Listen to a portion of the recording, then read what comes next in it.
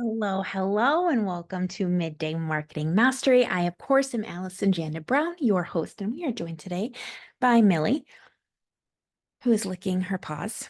She's about 10 years old, for those of you wondering. She's got very white eyebrows and very white jowls. Now, when I first got her, she was just completely brown, but she's my little old lady. So today on Midday Marketing Mastery, we are talking about above the fold. This is a really fun topic of conversation. I actually think I like all topics of conversation related to marketing. This one, though, is near and dear to my heart because one of the things that I specialize in are sales pages. And when you're writing sales pages above the fold, is very important. So what do I mean by above the fold? When somebody says above the fold, they are 99% of the time referring to the space on a website or a sales page that a visitor can view without having to scroll. So it's the initial headline, subhead, images, those things that pop up when somebody first lands on your website. Now, I will occasionally refer to above the fold when I'm talking about email marketing. This is not common in the industry. I think it's pretty actually just me. But I like the term because it, again, just applies to the parts of the email that you can see without having to scroll. And a lot of times with email marketing, it's important to keep your message really light and tight.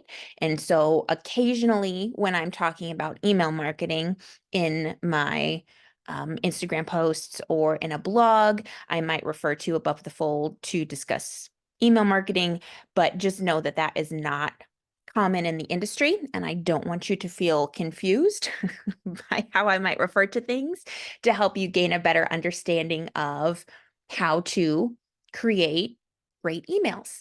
But for today's instance, when we talk about above the fold, we are going to be talking about your sales pages, your website, your landing pages, basically what people can view from their laptop, from their desktop, maybe even from their mobile phone that applies to your business, your products, your services, and what it is that you want them to do. So there are a lot of websites and sales pages and that kind of thing that when we create them ourselves, when we're not copywriters, when we're not designers, but we're using things like Squarespace, Weebly, Wix to build our sites, like the drag and drop, which is not a bad thing. Well done, you, especially if you have no design experience, no writing experience. Like, that's a huge undertaking to do all of that yourself. So well done, you. Big congratulations. What often happens though is because you're not familiar with the elements of what makes a compelling website, sales page, that kind of thing, sometimes you'll lean too heavily into the templates, and the templates aren't necessarily always designed to sell. Sometimes templates are just designed more for aesthetic purposes. So it's really important if you're using drag and drop sites, if you're building your website yourself, that you understand how to create compelling marketing for your business, and what elements you might need to add to your template, especially above the fold, so that you get the best possible conversion rate, right? Okay, so a couple of elements that go into having a good above the fold space. A lot of times when I will land on a website, if I'm doing an audit for somebody or if I'm redesigning their copy, the very first thing that I look at is that space, that above the fold. And one of the biggest, I guess, don'ts, we could say, that I see is people using the name of their company. So they'll have it maybe in a logo at the top, and then right under it, they'll have the name of their company again. And then maybe they have like their tagline or something like that. And that's all they have. And maybe there's an image, maybe not. But there's not any additional elements that go into it. But the thing is that you're above the fold. Like this is your audience's initial introduction to you. So you might be in a business where you network a lot, right? So people that come to your website already might know some things about you, but you have to write your website with the assumption that complete strangers are coming to it from maybe a referral, or maybe they found you in a Google search, or maybe they just landed on your site after they saw you speak or something like that, right? There are so many, maybe a post that you created resonated with them. They were searching a hashtag and they found a post of yours, and somebody knows nothing about you, but they're coming to your website to learn about you. Your website is essentially your business card. We don't well, you can hand out physical business cards still. I still do, but in the online space, your website is essentially your business card. And what goes above the fold is anything that you would traditionally want to put on a business card, as far as like what you do, right? So if you think of your above the fold as a business card, what kind of information do you put on there? So yes, I mean, you might put on your business name, but you figure that you probably have that um, as like a logo at the top, and that's perfectly fine. And then you think of it in terms of, you often will describe what you do, and you'll have some kind of call to action, right? You'll have your website listed, or you'll have your phone number listed. You'll have a QR code. You'll have a way for people to take a next step and to connect with you and to learn more about you. So when you're looking at your above the fold on your website, do away with having the name of your company twice. Instead, you want to have a very compelling headline and subhead combo. Now, I have a ton of free resources available at my website, AllisonJanda.com. And the button at the very top of my website is a page of free resources, and there's probably 10 or 12 of them on there. One of them talks all about writing compelling headlines and subheads and how that works. So I'm not going to go into that a whole lot here, but it's really important that you take away if you're using your business name, if you are using a tagline that really doesn't give a whole lot of information to a complete stranger about what it is that you do. Like, look at your website through the eyes of a complete stranger that is just somehow magically landed on your website. You want them to be very clear immediately as to who you are, what you do, the types of products and services that you offer, and how they can work with you, right? Like, those are the things that you want to be able to communicate without somebody having to scroll at all. You have something like 3 milliseconds, I think it is, at last look, to make a positive first impression with somebody who is landing on your website. Now, there is something to be said for design, and I will also tell you that I have seen great copy overcome not so great design. So if you're worried about the aesthetics of your website and above the fold, I wouldn't worry about that nearly as much as I would worry about how you're communicating your message, what your value add is, those types of things. So, the most important thing that you can do is to write a compelling headline and subhead that are going to encourage a deeper look. So again, I encourage you to do that headline subhead exercise that I have available for completely free on my website, because it will give you a better insight into how to write headlines and subheads that make people curious, right? It all comes down to having them play off of each other and telling a story with them. making sure that people can garner everything that they need to know just from reading a few words. For the most part, your headline should be no longer than about 5 to 7 words, and your subhead should not be much longer than about 10 words. But again, all of that is available in the headline subhead exercise. So another thing that you're going to want to have above the fold is some kind of call to action. So a call to action, or a CTA, is the action that you want your audience to take. What does that look like? Maybe you want them. So my call to action on my website is the free resources page, right? I'm driving everybody to those free resources because I know that if they sign up for a free resource, they're essentially added to my email list.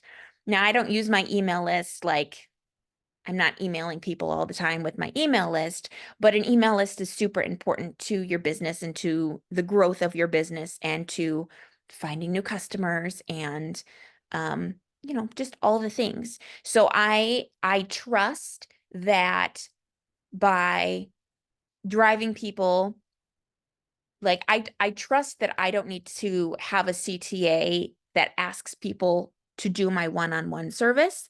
I know that there's a lot of people that are coming to my website that are finding me through my free content and that are just wanting more information about building their business. And so that's my call to action. And I trust that I have the marketing in place, the funnels in place, all of the things in place that I need to connect with those individuals if they download one of my freebies, to nurture them, to help them. And if they're interested in working with me on another level, that they can get in contact with me. But it's not something where I feel like I need to like be able to connect with them about high ticket items. Does that make sense? So your call to action can be anything. Your call to action can be, it can be your high ticket item. It can be a low priced product or service. It can be to learn more because maybe you're a store, right? Maybe you offer multiple products. So it can be anything that you want as long as it drives toward your main goal. So for instance, my main goal is to um find people who are interested in learning how to grow their business. And so my free resources page is the perfect place to drive them because it has so many resources that help people learn how to build their marketing foundation from scratch, which is something that is um not difficult to do, but kind of not very clear, right? So having a compelling headline and subhead above the fold that encourage a deeper look, having some kind of call to action button is necessary. If you don't have a call to action button that leads to your primary goal, you need to add one to above the fold. Because what happens if people like your headline and subhead, there might be some people who just click on that CTA, or there might be people coming to your website from who knows where, or like maybe that you referred over to your website, right? And they're eager to work with you. You don't want them to have to scroll and scroll and scroll to find a contact form or a way to get in touch with you.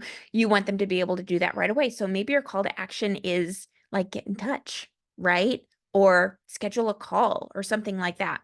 But having headline, subhead, and call to action, and avoiding the name of your company. People don't need it. You can put it in your logo if you want, but you don't need it above the fold. It's boring and it takes up very precious space that you need in order to capture people's interest. Another thing that I see a lot of are videos.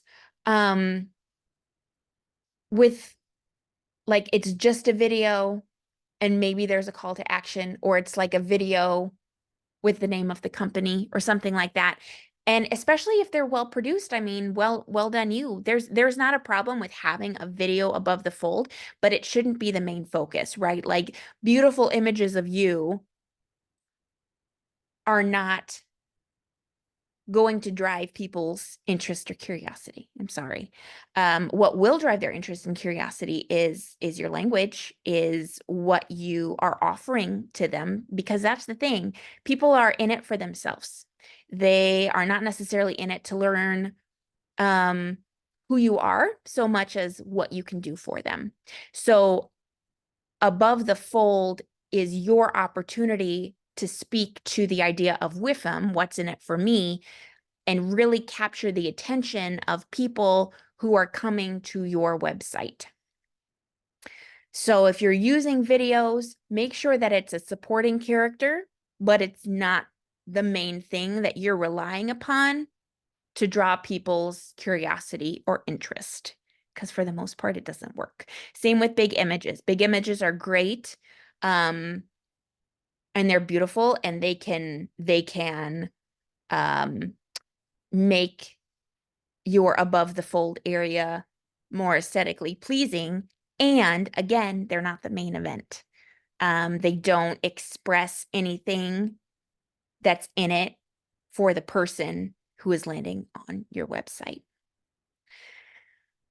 Okay, if you can add any kind of social proof up there, get it up there. Sometimes there is room above the fold, depending on how long your subline, your headline and your subhead are, and how big your image is. But if there is room to add any kind of social proof, whether that's testimonials, whether it is logos from companies that you have worked with, although be careful with logos because there is the potential for trademark infringement there. So make sure that you have permission to use those. But if you can fit something like that up there that applies to the story that you're trying to get across, do it. People love social proof. Social proof is great. And then also you can A/B test. So A/B testing is basically switching out one element and seeing what performs better. So maybe you write up like 2 or 3 different headlines and subheads, and you just try different combinations with them over time, and you can split test your audience. That gets into a little bit of a complicated thing, and that gets a little bit complicated. So we won't get too deep into that. But if you're a bit more established in your business and you do A/B testing with parts of your website, don't be afraid to do A/B testing with above the fold, especially in terms of headlines and subheads, video, image, no image, your call to action, like trade out what your call to action is. Maybe people would be more driven to purchase a particular product or service than they would be to sign up for your opt-in or your freebie, right? So there's a bunch of different ways that you can A/B test and essentially come up with the very best version of top of or above the fold that you possibly can. And then just don't clutter it up too much. Especially if you're using things like images or videos, make sure that your copy is the main character. And you